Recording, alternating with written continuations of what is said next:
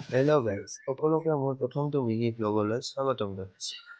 যিহেতু আজি দেওবাৰ আৰু বতৰটোও ভাল হৈ আছে, গতিকে আজি ভাবিলোঁ গাহৰি মাংস খোৱা যায়। গতিকে অলপো পলম নকৰি মই ওলালোঁ বজাৰলৈ আৰু মাংস লৈ আহিলোঁ। এতিয়া মাংসখিনি ভালদৰে ধুই অলপ সময় গৰম পানীত বইল হ'ব দিলোঁ আৰু কেৰাহীত অলপমান তেল দি ল'লোঁ। তেলখিনি গৰম হোৱাৰ পিছত বইল কৰি থোৱা মাংসখিনি অলপ সময় ভাজি কাঁহীত উলিয়াই থলোঁ। এতিয়া গাহৰিৰ পৰা ওলোৱা তেলখিনি আৰু আগৰ তেলখিনিতে মই কাটি থোৱা পিঁয়াজ আৰু আলুবোৰ ভাজি ল'লোঁ।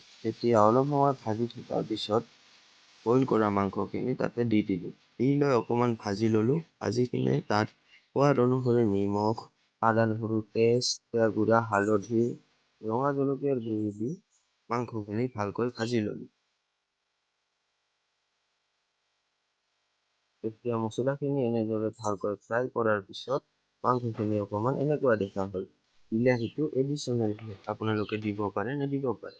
তাৰপিছত এনেকৈ ঢাকি দিলোঁ। ঢাকি দিয়াৰ পিছত মিক্সাৰ টেঙাখিনি লাষ্ট এণ্ডিঙত দি দিলোঁ।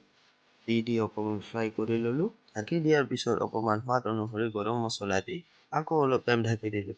ঠিক আছে, গাহৰি মাংস ৰেডি হৈ গ'ল। আপোনালোকে বাৰু খাই পাইছেনে গাহৰি মাংস দি মিক্সাৰ টেঙা? যদি খাই পাইছে তেতিয়াহ'লে কমেণ্ট কৰি জনাব। খাবলৈ কিন্তু বৰ সোৱাদ হৈছে দেই। আজিলৈ ইমানতে বাই বাই আৰু লগ পাম অন্য এটা ভিডিঅ'লৈ। Bye bye.